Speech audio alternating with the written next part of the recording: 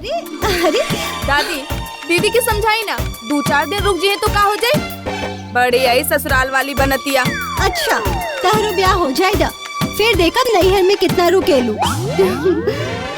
ए राधा कहतिया तो रुक जनाई जा, कौन ओइजा घीव के घाड़ा धरल बा। सुनो रुक जइबू तो एकर बातो रह जाई, आ तू तनी 2-4 दिन नैहरे में भौजाई लोग के साथे रह लेबू।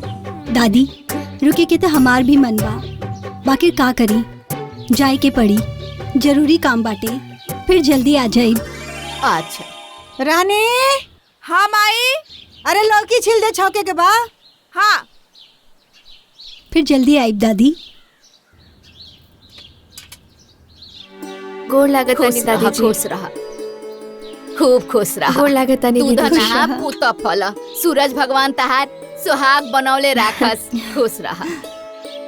अरे भाभी बैठी ना, अपने घर में काहे शर्माता नहीं, बैठी ना। ना हम ठीक बानी। ए राधा के माई। जी माँ जी। अरे रोशन के माई वाला गहनवा लिया के छोटकी दुल्हन के दे दो, एकर अमानत तू ह। आज बुझाता आज के दिन बड़ा शुभ ह। बताई माँ जी, जब से छोटकी बहू आइल बाड़ी, बुढ़िया पूरा के पूरा पगला गइल बाड़ी। कैसे गहनवा गहनवा हल्ला कैले बिया। अरे गहनवा ओकरा पास रहे चाहे हमनी के पास, का फर्क पड़ी। ए दुले जायदा दे देवे दा, न तई बुढ़िया बदरा कपारे पे ले ली। अब फिर घूम फिरा के तो तोरे लगे नु आई जाई कहाँ। ना ओकरा कोनो आल औलाद हुई, ना कोनो बारिश करी है का बुझाई। हाँ हम बानी, चिंता मत करो।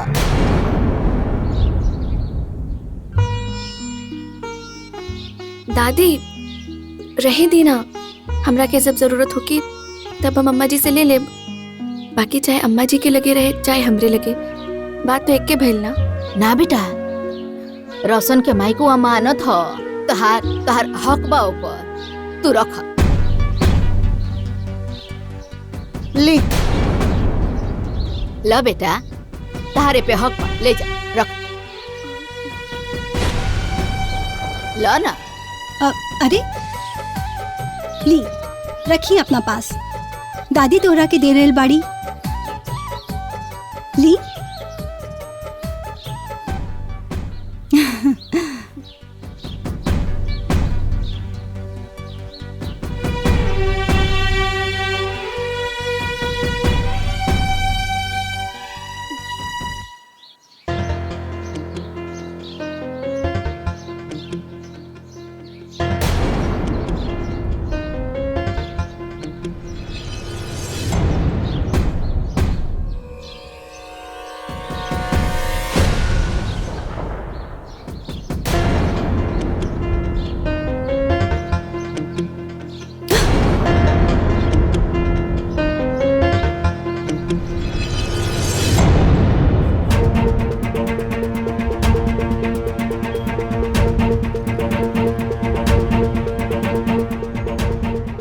डॉक्टर साहब, सब रिपोर्ट ठीक बा ना?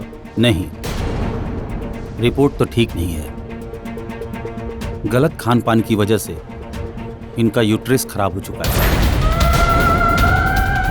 डॉक्टर साहब का मतलब कि कोई एक ऐसी चीज जिसका लगातार इन्होंने सेवन किया, जिसकी वजह से इनकी बच्चेदानी खराब हो चुकी है। अब ये कभी मां नहीं बन सकती।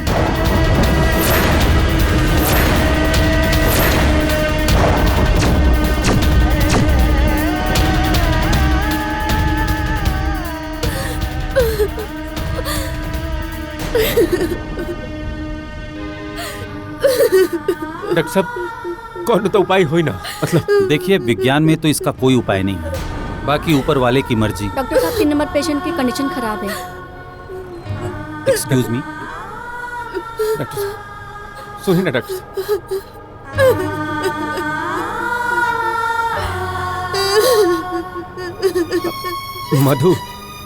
मधु चुप हो जाए, मधु चुप हो जाए।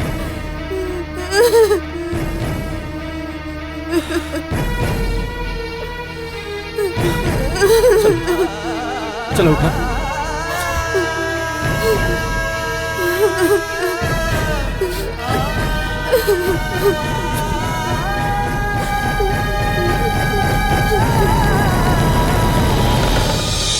रनिया, ए रनिया।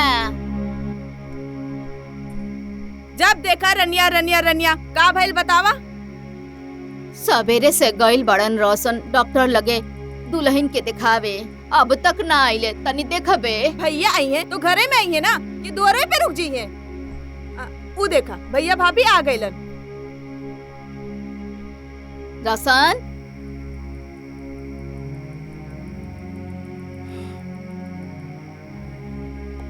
दुल्हन का भइल बा हो? काहे रोतारू? का भइल भाभी? का कहला सा डॉक्टर?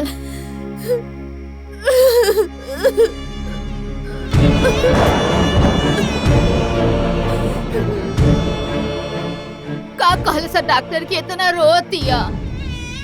कुछ बताई बा? अरे बोला हो।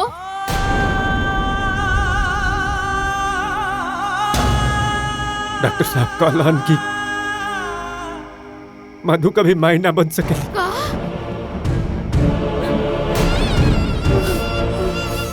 हे भगवान।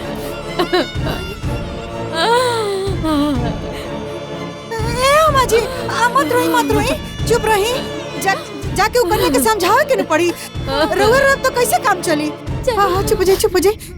जाई समझाई ओकरा के।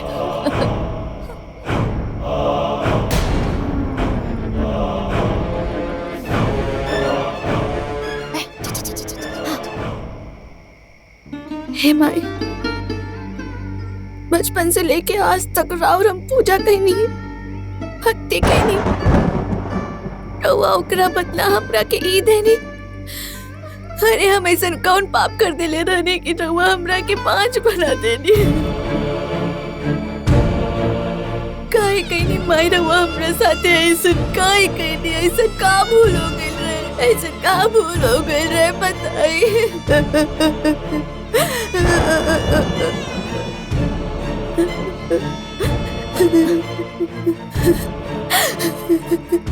ए बिटिया, काहे रोता?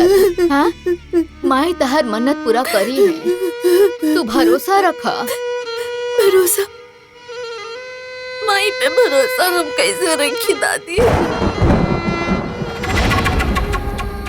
हमार दुनिया उजड़ गई, रउआ कहा था नहीं भरोसा रखी।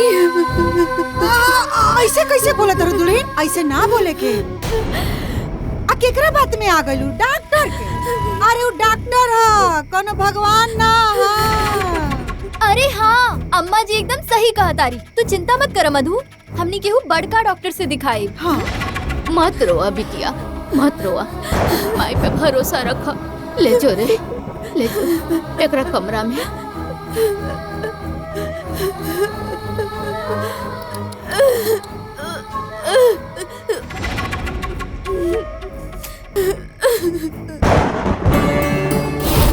नारायण नारायण। प्रणाम माते। माते, ये सब क्या हो रहा है माते? मुझसे ये सब देखा नहीं जा रहा है माते। आपका ही तो कहना था, किसी की नीयत से नियति नहीं बदलती, परंतु यहाँ तो सब कुछ उल्टा हो रहा है माते। नारायण नारायण। अब आप क्या करेंगी माते? धैर्य रखिए देव ऋषि नारद, आप बस देखते जाइए।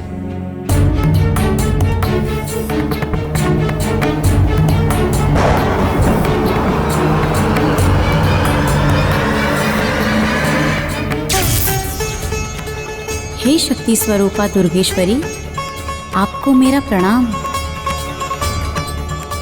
प्रणाम माते।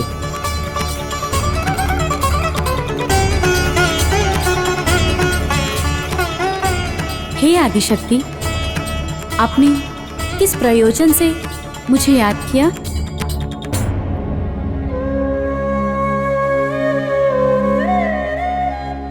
हे देवी, पृथ्वी लोक पर मेरी एक भक्तन पर संकट आन पड़ी है, परंतु हे जगत जननी जगदम्बे, आप स्वयं कष्ट निवारणी है, फिर मुझे बुलाने का क्या प्रयोजन है? प्रयोजन है देवी, आप पुत्रदायिनी है छठी मैया। समस्त संसार को पुत्र प्रदान करती हैं। मेरे भी एक भक्तन को पुत्र प्रदान कर उसका कल्याण कीजिए। यह आपका दायित्व है देवी। अवश्य। जो भी मेरे शरण में आता है मैं उसकी हर इच्छा पूरी करती हूँ। मेरे शरण में आने के बाद उसका कल्याण हो जाता है।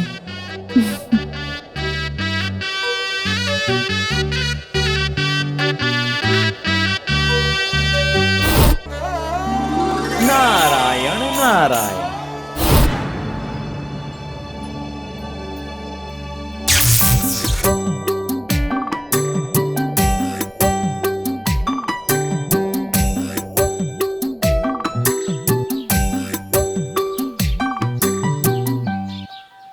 घर में केहू बा? भिक्षा दे दी माई।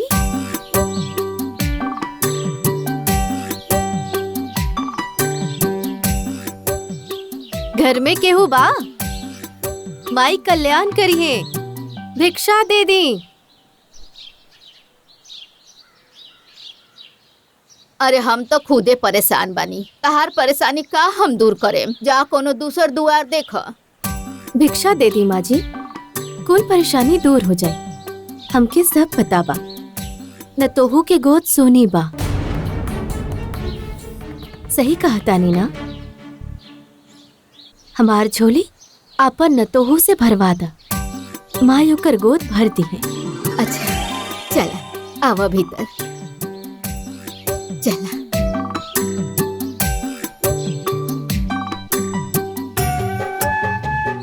छोटकी, ए दुल्हन। हाँ दादी। दुल्हन, रनिया, रनिया। छोटकी दुल्हन के बुला ले आओ और तनी सा चाउर ले आई है। का अम्मा जी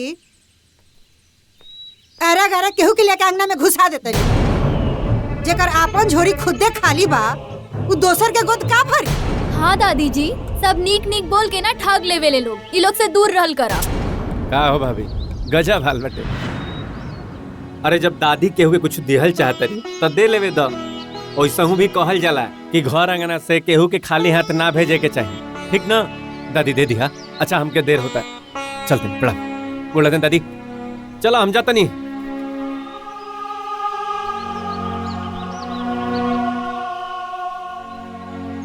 इनका झोली भर दा, इनका आशीर्वाद से तहार झोली भर जाई। जी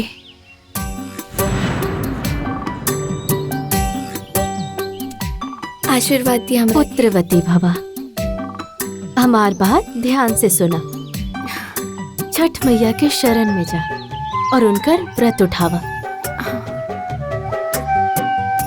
पूरी श्रद्धा भक्ति से छठी माता की पूजा करा, उनकर कृपा जरूर होई। छठ के कार्तिक और चैत्र के दोनों छठ के व्रत करिया, तुहार गोदी माई जरूर भरी है। हाँ हाँ काहे ना, आपन काम तो हो गइल नु। झूठ सच बोल के काम हो गइल। अब जाई जाके दूसरा के ठग।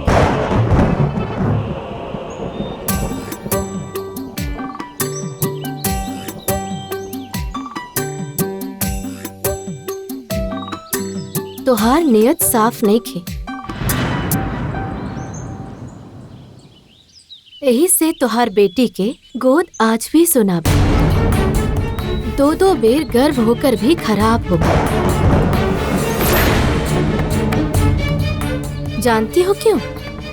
क्योंकि माता पिता का करने का फल उसके संतान को भुगतना पड़ता है, और तुम्हारे करने का फल तुम्हारी बेटी भुगत रही है।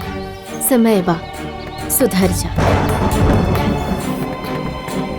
भैया माफ कर दी, हमरा से बहुत बड़ी गलती हो गई। भैया रुआ बहुत बड़का ज्ञानी बनी, कोनो उपाय बताई कि हमरो बेटी के गोदी में एगो लड़का हो जाए, हमरो बेटी माई बन जाए।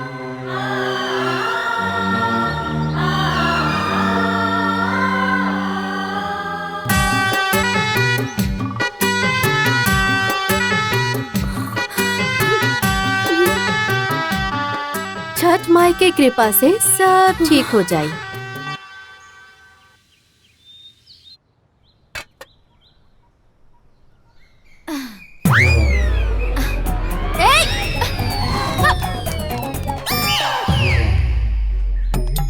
बहुत बदमाश लड़का बसन, सब भुजवा ही खा गईले। अब लागत है कि पानी है पी के रहे के पड़ी। जय हो जजमान, जय हो। अरे दामोदर जी बाड़न का हमके उनसे मिले। पंडित जी जान बचा ली हमार। का भइल जजमान?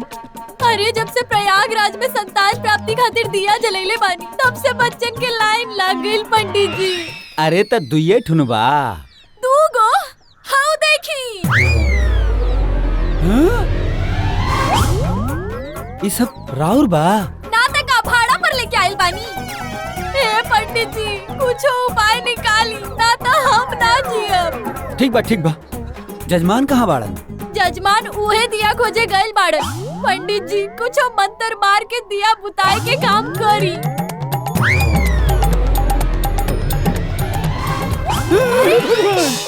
बताई माँ जी, अगर पूजा पाठ कैला से बाल बच्चा हो जाई, फिर तो हमनी के सारा प्लान फेल हो जाई। और वैसे भी उस सन्यासिनी ना हमरा बहुत जानकार लागतिया। हमरा के बहुत डर लागता, अगर छोटकी के बाल बच्चा हो जाई तो का होई?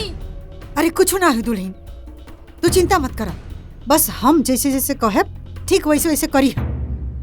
का करी? ओकर पूजा भंग कर दा। पूजा? का माँ जी? अरे पूजा कैसे भंग करब? अरे दुल्हन प्रसादी जूठा कर दो, खाना में नमक बेसी मिला दो। जब पूजे सफल ना होई तब फल कहाँ से मिली?